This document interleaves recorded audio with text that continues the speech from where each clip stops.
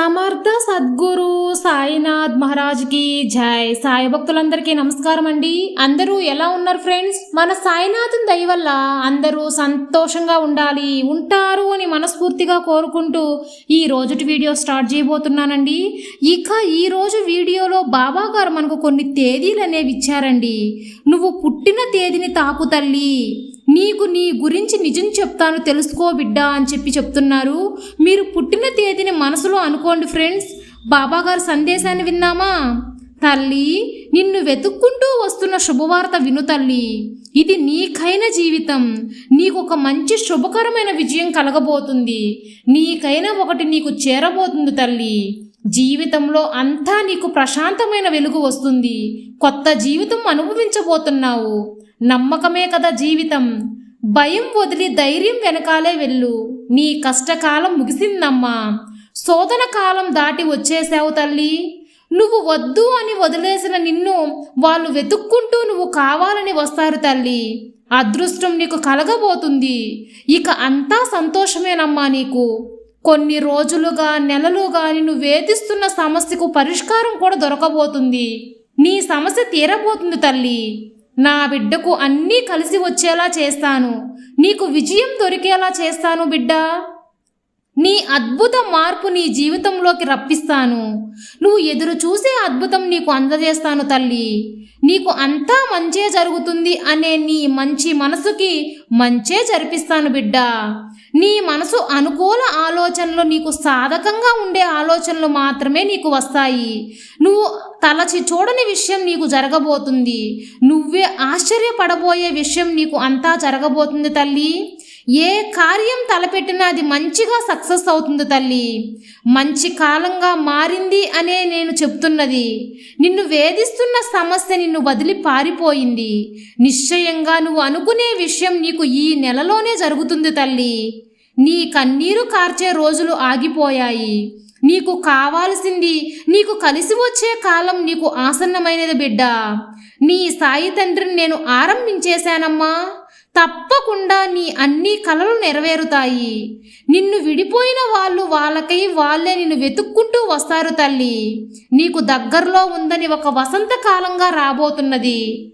అనుభవించిన దిగులు కష్టం అంతా తీరిపోయి ఆనందంగా జీవించబోతున్నావు. సిరి సంపదలతో నా ఆశీర్వాదంతో జీవిస్తావు.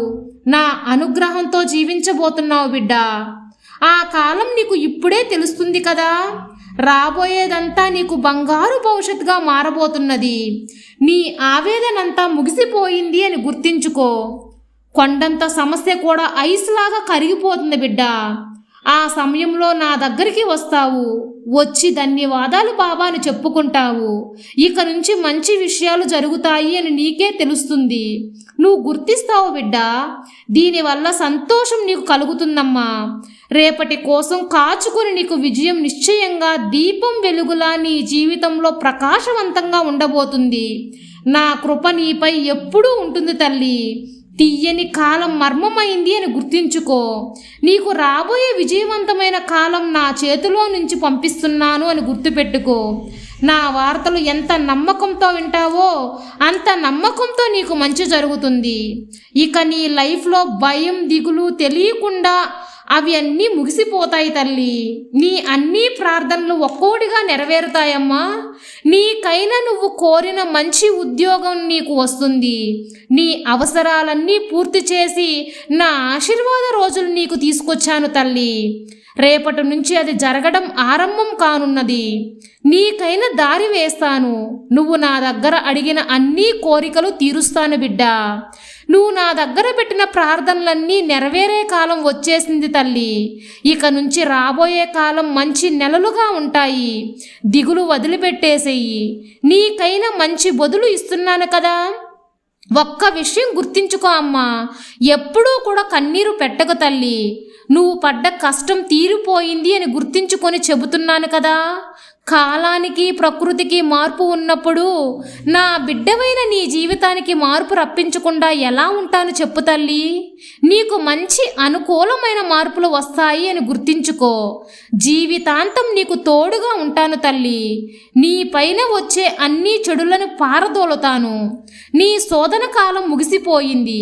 ఎప్పుడూ కూడా భయం అనే వార్త నీకుండకూడదు బిడ్డ. ఎందుకంటే నీకు తోడుగా నీ సాయి తండ్రిని నేనున్నాను కదమ్మా. నీకు అంతా మంచే జరుగుతుంది, మంచి మాత్రమే జరుగుతుంది. నీ సాయి తండ్రి నీకెల్లవేళలా నీకు తోడుండగా నీకు భయం ఎందుకు బిడ్డ? సర్వే జన సుఖినో భవంతు. జై సాయిరాం.